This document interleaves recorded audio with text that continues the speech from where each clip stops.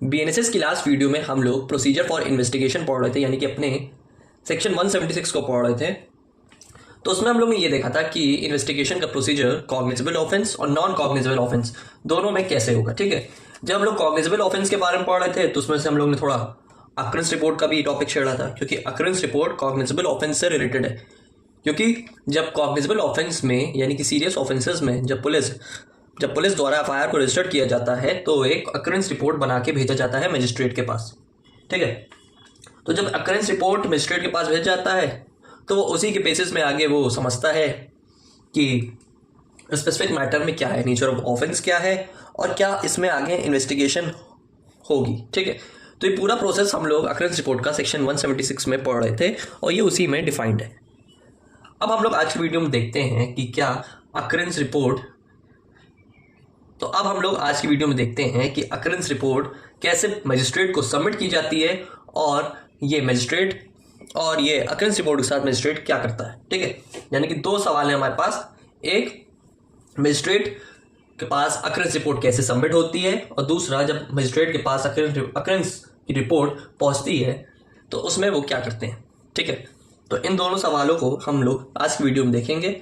ठीक है, तो हम लोग ने उसमें लास्ट वीडियो में ये दोनों क्वेश्चंस को लिख लिए थे, जिसमें मैंने बताया था कि अक्रेंस रिपोर्ट कैसे सबमिट होती है हम लोग सेक्शन 177 में पढ़ेंगे, और जब मजिस्ट्रेट के पास अक्रेंस रिपोर्ट पहुंचती है तो उसमें वो क्या करते हैं ये हम लोग सेक्शन 178 में देखेंगे। तो चलिए समझते हैं सेक्शन 177 और सेक्शन 178 को। पहले देख ले रहे सेक्शन 177 क्या बता, पहले देखते हैं सेक्शन 177 क्या बताना चाह रहा है। सेक्शन 177 बात कर रहा है रिपोर्ट हाउ सबमिटेड।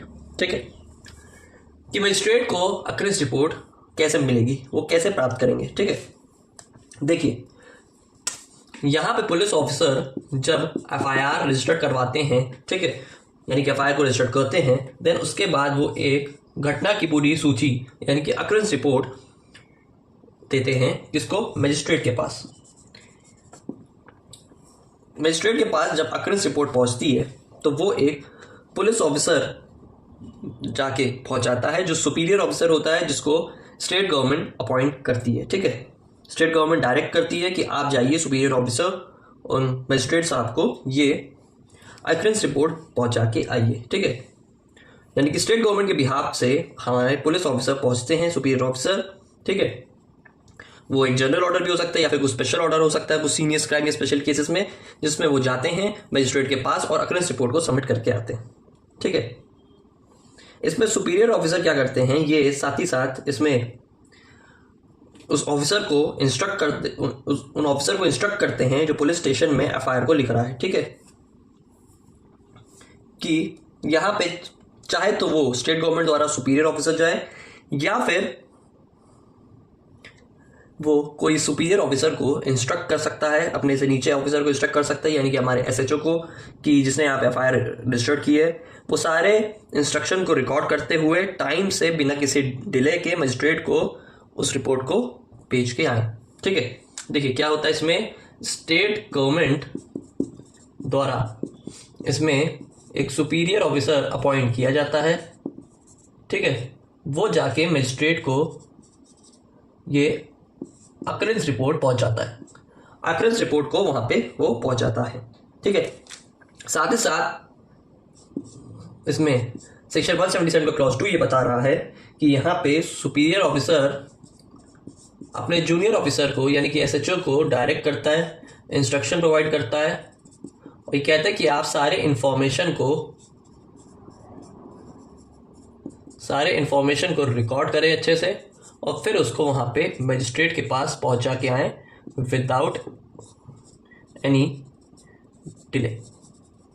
ठीक है, देखिए इसमें दो काम होते हैं, या तो सुपीरियर ऑफिसर खुद जा रहा है या फिर वो किसी से कहलवा के भिजवा रहा है। तो ये दो तरीकों से यहाँ पे मजिस्ट्रेट के पास अक्रेंस रिपोर्ट पहुंचती है। सिर्फ इसमें इतनी ही बात की गई है, इसके अलावा इसमें कुछ ज़्यादा बातें नहीं बताई गई है सेक्शन 177 में। ठीक है, अब चलते हैं सेक्शन 178 में, जो काफ़ी इंपॉर्टेंट सेक्शन है। ठीक है, जिसमें आपको और डिटेल में अच्छे से अक्रेंस रिपोर्ट के बारे में समझ आएगा, और उसमें ये भी आप समझेंगे कि कैसे जब मजिस्ट्रेट के पास अक्रेंस रिपोर्ट पहुंचती तो वो अक्रेंस रिपोर्ट का एग्जैक्टली क्या करते हैं। अब देखते हैं सेक्शन 178 को। सेक्शन 178 बात करता है पावर टू होल्ड इन्वेस्टिगेशन और प्रिलिमिनरी इंक्वायरी। ठीक है, लेकिन हम अपने उसी सवाल को लिखते हैं सेक्शन 178 के साथ।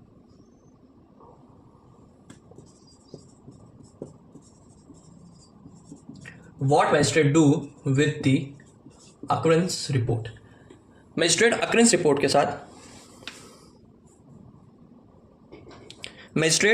रिपोर्ट के साथ एग्जैक्टली क्या करते हैं? देखिए, जब भी मैजिस्ट्रेट के पास अक्रेंस रिपोर्ट आती है तो यहाँ पे वो 3 तरह के कामों को यहाँ पे अपनाते हैं। क्या 3 तरीके के काम हो गए? देखिए, पहले तो वो डायरेक्ट करते हैं इन्वेस्टिगेशन के लिए, पहली चीज। दूसरी चीज, होल्ड अ प्री इंक्वायरी, उस मामले में इंक्वायरी बिठाते हैं। या फिर डिस्पोज द केस, उस मामले को पूर्ण रूप से खत्म करवाते हैं। Dispose the case in any other manner. क्या कर रहे हैं यहाँ पे मैजिस्ट्रेट साहब? 3 तरह के कामों को कर रहे हैं कि जैसे ही मैजिस्ट्रेट के पास अक्रेंस रिपोर्ट पहुंच रही है तो वो 3 तरीके के यहाँ पे कामों को कर रहे हैं। पहला काम वो कर रहे हैं कि उस मामले में वो छानबीन कर रहे हैं। ठीक है, कि आप पुलिस ऑफिसर को डायरेक्शन दे रहे हैं कि आप इसमें आप इन्वेस्टिगेशन करवाइए। दूसरा उसमें इंक्वायरी बिठा रहे हैं अगर उसमें कुछ उनको लग रहा है कि कुछ तो गड़बड़ी है। और तीसरा, डिस्पोज द केस, यानी कि उस मामले को खत्म कर रहे हैं जब वो उस नेचर ऑफ द ऑफेंस से नहीं मैच कर रहा। कहने का मतलब है कि वो केस जो है वो यहाँ पे कॉग्निजेबल ऑफेंस यानी कि सीरियस ऑफेंस नहीं है। ठीक है, तो वहां पे केस को डिस्पोज किया जा रहा है। अब हम लोग कुछ सिचुएशन को समझते हैं जिसमें जुडिशियल मजिस्ट्रेट अक्रेंस रिपोर्ट में करता है अपनी प्रोसीडिंग को बढ़ाने के लिए। ठीक है, what are the proceedings that the JM can took upon receiving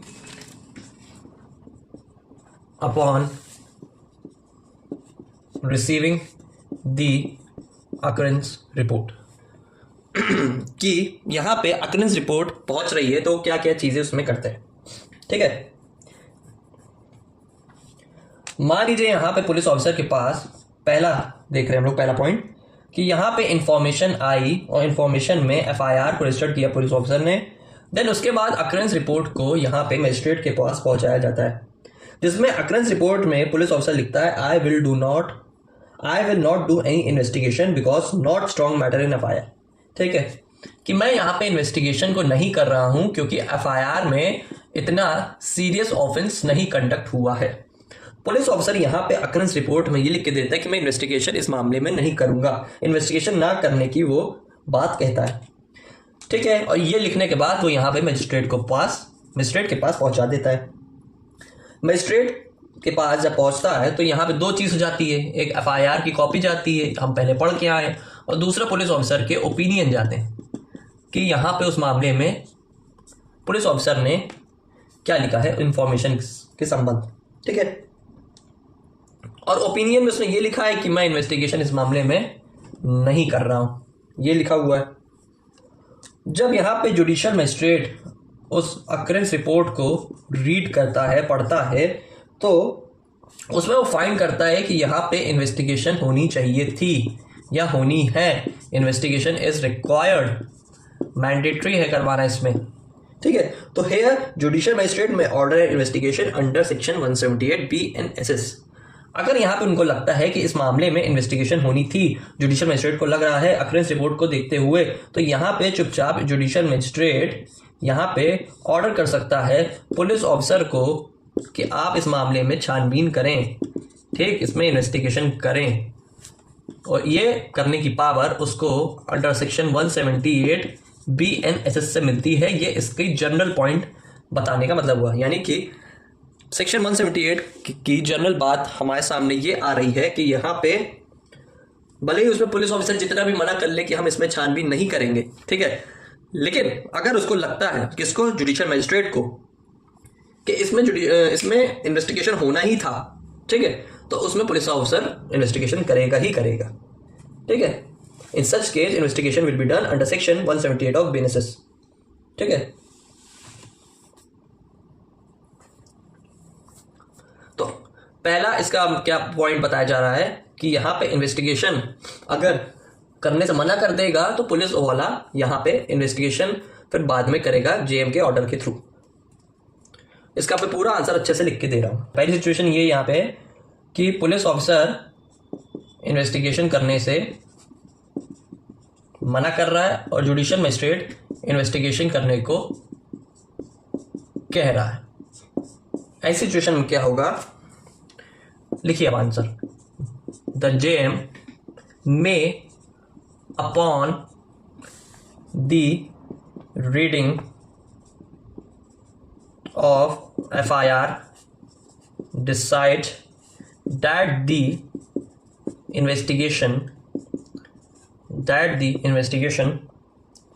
shall यानी कि mandatory shall be done if the occurrence report states that the investigation is not been done. In such case the judicial magistrate may order an investigation under section 178 BNSS।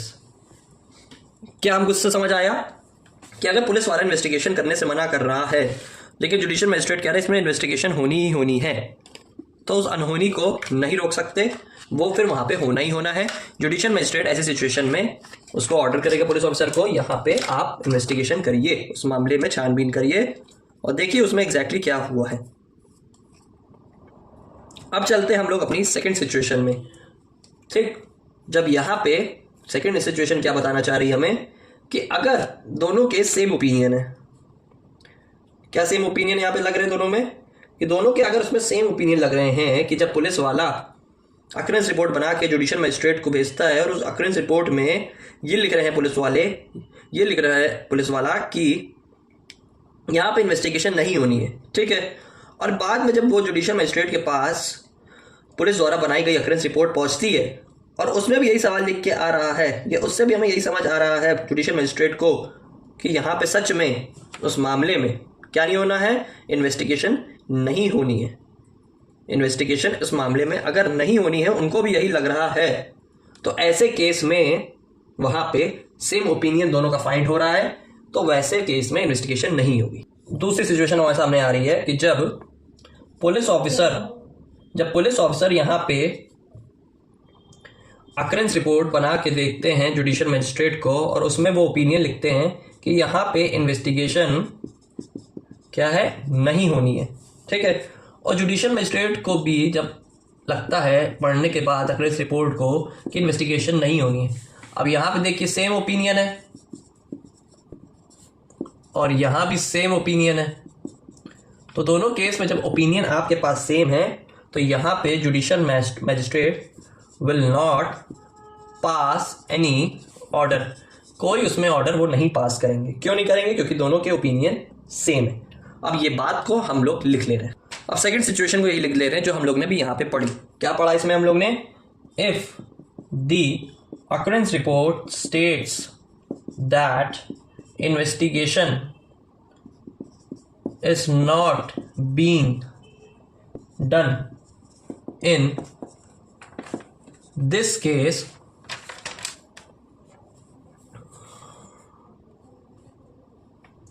and the judicial magistrate also of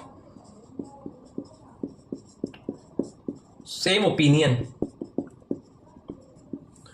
then he may not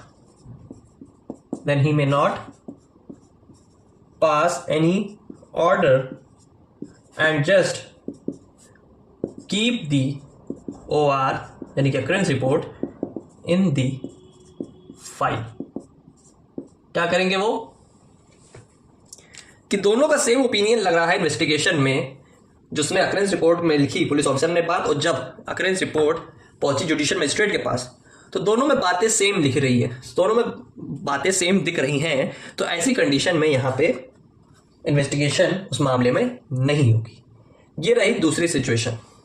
अब देखते हैं third situation को। अब हमारे पास सामने तीसरी situation आ रही है। क्या सिचुएशन आ रही है?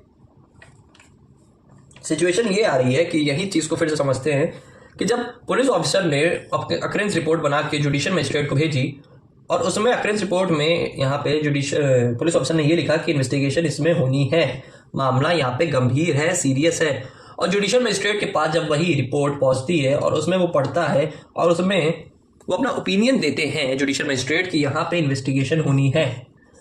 सेकंड सिचुएशन क्या था कि इन्वेस्टिगेशन दोनों लोग कह रहे हैं कि नहीं होनी है, इसमें दोनों लोग कह रहे हैं कि इन्वेस्टिगेशन होनी है।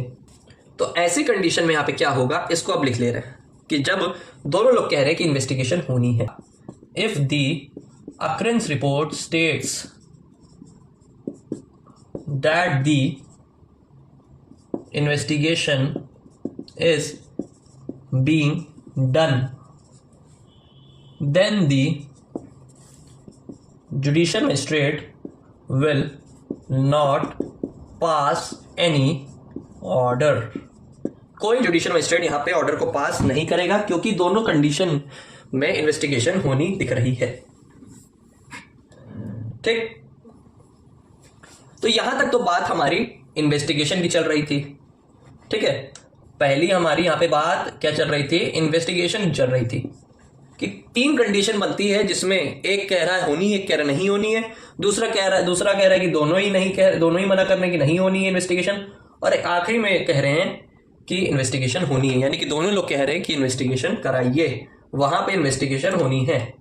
ठीक, तो यहां तक तो बात रही डायरेक्ट इन्वेस्टिगेशन। अब हम लोग चलते हैं ये दो कंडीशन में कि जब जुडिशियल मजिस्ट्रेट कब इंक्वायरी को, प्री इंक्वायरी को कंडक्ट करवाएगा, और तीसरा हमको फिर देखते हैं कि मामला कब डिस्पोज होगा। तो चलिए अब चलते हैं सेकंड सिचुएशन पर। देखिए, अब हम लोग अपनी सेकंड कंडीशन देखते हैं कि जब यहाँ पे इंक्वायरी कंडक्ट करवानी पड़ सकती है। देखिए, इंफॉर्मेशन आया पुलिस वाले के पास, मामला नेचर ऑफ ऑफेंस कॉग्निजेबल है, पुलिस ऑफिसर ने इसमें एफआईआर रजिस्टर्ड किया, एफआईआर रजिस्टर्ड होने के बाद अकरेंस रिपोर्ट बनाई, यहां तक आप समझ गए। अकरेंस रिपोर्ट के यहाँ पे भेज दिया जुडिशियल मजिस्ट्रेट के पास। जब जुडिशियल मजिस्ट्रेट के पास भेज दिया, उससे पहले अकरेंस रिपोर्ट में ये लिख दिया गया था कि I will not do any investigation. Police officer ji लिख दे रहे हैं I will not do any investigation, मैं इसमें इस मामले में कोई भी प्रकार की किसी भी तरीके की जांच पड़ताल नहीं करूंगा। जब अकरेंस रिपोर्ट जुडिशियल मजिस्ट्रेट के पास पहुंची तो उनको यहां पे उस मामले में कंफ्यूजन दिख रही है, भैया ये ऐसे कैसे मना कर सकता है। हमारे यहाँ जुडिशियल मजिस्ट्रेट परेशान हो गए, कंफ्यूज हो रहे हैं, नहीं समझ पा रहे हैं क्या होगा। उन्होंने सीधा चुपचाप करवा दी यहाँ पे प्रीलिमिनरी इंक्वायरी। क्या करवा दी यहाँ पे? प्रीलिमिनरी इंक्वायरी करवा दी कि तुम भी कंफ्यूजन हमें क्रिएट करती हो, अब सीधी तरीके से यहाँ पे कंडक्ट प्रीलिमिनरी इंक्वायरी, उस मामले में पुनः छानबीन करो। ठीक, और उसी के अकॉर्डिंग फिर यहां पे अगर इंक्वायरी में लगता है कि इन्वेस्टिगेशन होनी चाहिए तो इन्वेस्टिगेशन होगी, अगर लगता है इन्वेस्टिगेशन नहीं होनी चाहिए तो इन्वेस्टिगेशन फिर नहीं होगी। बात खत्म। इतनी बात इसमें बताई गई है कि इंक्वायरी करवाने का मतलब है कि जब जुडिशियल मजिस्ट्रेट खुद परेशान है कि इसमें क्या डिसीजन लिया जाए, कई बार ऐसे मामले आ जाते हैं जिसमें नहीं समझ पाता, इतनी कैपेबिलिटी नहीं होती कि हम इसमें क्या करें, तो फिर से करवा लो, दोबारा उसमें इंक्वायरी करवा लो, ताकि फिर क्लियर आउट हो जाएगा सारा मामला। ठीक है, अब इसके सवाल को लिखते हैं। देखिए क्या बोला जा रहा है इसमें, if the occurrence report states that the investigation is not being done, ठीक, and by a mere reading of FIR, ठीक, and the opinion of police officer, the judicial magistrate is not available, the judicial magistrate is not available, और क्या, और आप लिख सकते हैं या फिर capable to make up his mind, to make up his mind, then the JM can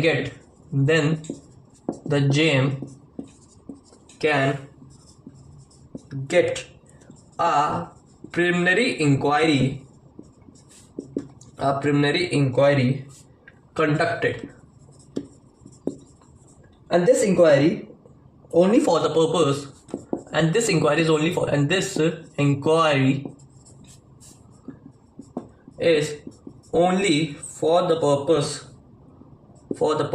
of finding out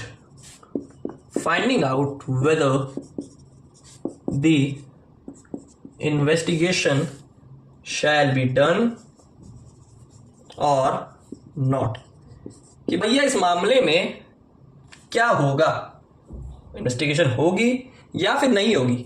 इस बात की जानकारी, इस बात के बारे में हमें पता कैसे चलने वाला है, प्रिलिमिनरी इंक्वायरी कंडक्ट करवा के। तो यहां पे सेकंड कंडीशन भी आपकी रिजॉल्व हो गई।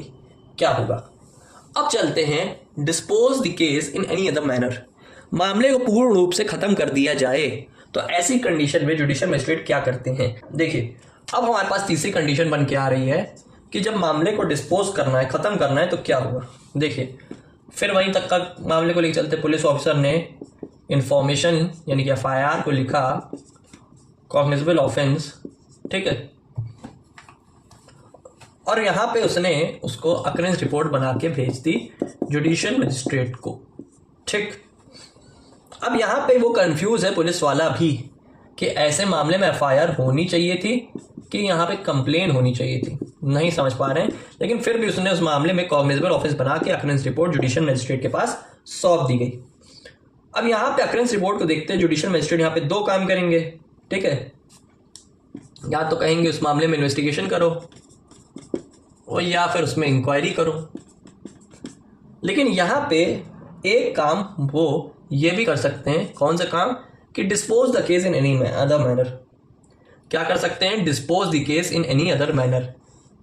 ये चीज वो यहाँ पे करेंगे कब, जब मामला होगा नॉन कॉग्निजेबल ऑफेंस का, कि जब पूरा क्राइम का, पूरे ऑफेंस का नेचर ही बदल दिया आपने। FIR होनी थी, कंप्लेन बना दिया। अब कंप्लेन में तो अकरेंस रिपोर्ट की नीड नहीं है, पहले पढ़ के आए हम लोग। जब अकरेंस रिपोर्ट की नीड ही नहीं है तो यहाँ पे सेक्शन 178 में आपकी जरूरत भी नहीं है, जाइए नॉन कॉग्निजेबल ऑफेंस में। तो क्या होगा इसमें, क्या करेंगे, वो require the informant to file a complain under section 210(1)(a). क्या करेंगे, देखिए ऐसे चीज में जुडिशियल मजिस्ट्रेट करेंगे require the informant to file a complain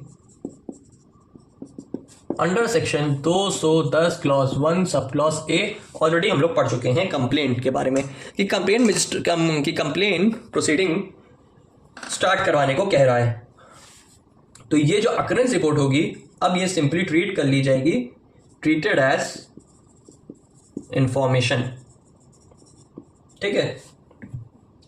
अब यहां पे वो बन जाएगी कंप्लेन, आपकी अकरेंस रिपोर्ट। क्यों बन जाएगी, क्योंकि उसमें यहां पे नॉन कॉग्निजेबल ऑफेंस ऐड हो गया है। एक रास्ता यहां पे ये था, दूसरा रास्ता यहां पे क्या होगा दूसरा रास्ता यहां पे क्या होगा कि इस मामले को वो सुओ मोटो का मैटर बना सकते हैं। कैसे, कि ऐसे मामले को वो ट्रीट कर लेंगे कि ये मामले में सुओ मोटो हुआ है, यानी कि कोई थर्ड पर्सन इस ऑफिसर को, पुलिस ऑफिसर को नॉलेज दिया था इस मामले की, ठीक है। जो जुडिशियल मजिस्ट्रेट पहले कंडीशन में ये करेंगे कि require the informant to file a complaint under section 210(a), उस FIR को कंप्लेंट बना दी। जब नेचर ऑफेंस बदल दिया तो मामला डिस्पोज होकर चला गया नॉन कॉग्निजेबल ऑफेंस में। अब जुडिशियल मजिस्ट्रेट कहेगा आइए अब कंप्लेंट प्रोसीडिंग को स्टार्ट करते हैं मेरे कोर्ट के अंदर, ठीक। और दूसरी चीज यहाँ पे क्या होगी कि उस मामले को बना दिया गया as a suo motu case. क्या बन गया, सुओ मोटो केस बन गया, यानी कि थर्ड पार्टी ने यहाँ पे जैसे इंफॉर्मेशन आके देती है किसी मामले में, तो वो बन जाता है हमारा अकरेंस रिपोर्ट अब सुओ मोटो का case. Under section 210 clause 1 sub clause C. ठीक, या तो आप उसको कंप्लेन बना दी या फिर आप उसको सुओ मोटो बना दीजिए। ये दो कंडीशन में मामला डिस्पोज होके चला जाता है वापस नॉन कॉग्निजेबल ऑफेंस में। ये दो तरीके से यहाँ पे डिस्पोजिशन उस केस का होगा, यानी कि उस केस का टर्मिनेशन हो जाएगा, यानी कि वो केस पूर्ण रूप से खत्म हो जाएगा। दो तरीके हैं, पहला यहाँ पे आपका क्या है कि पहले उसमें ये हो रहा है कि उसको कंप्लेन बना दिया जा रहा है और दूसरा यहाँ पे उसको सुओ मोटो का केस बना दिया जा रहा है।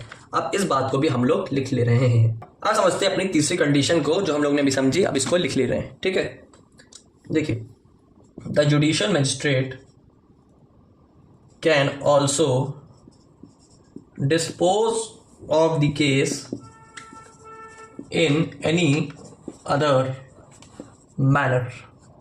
ठीक, पहला, he can receive the informant to file a complaint and take cognizance upon such complaint under section 210 clause 1 का सब क्लॉज ए। ठीक, कंप्लेन बना दिया। दूसरा, the occurrence report can not be treated as complaint as it is a privileged document। ठीक, it is a privileged document and therefore a separate complaint has to be filed by the informant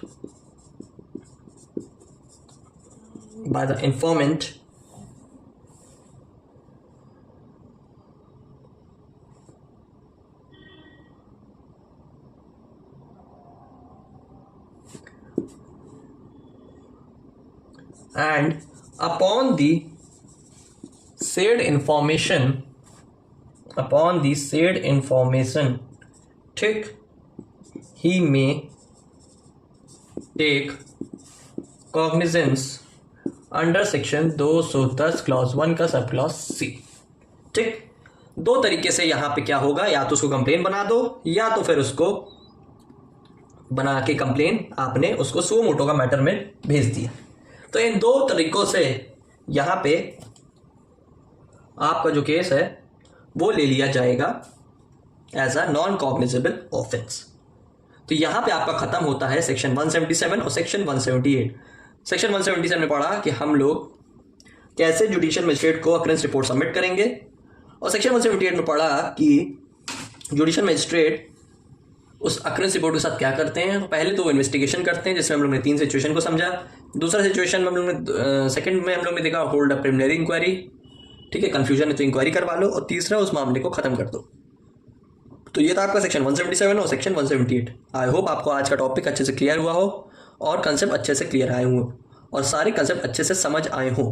तो मिलते हैं फिर BNSS की next video में।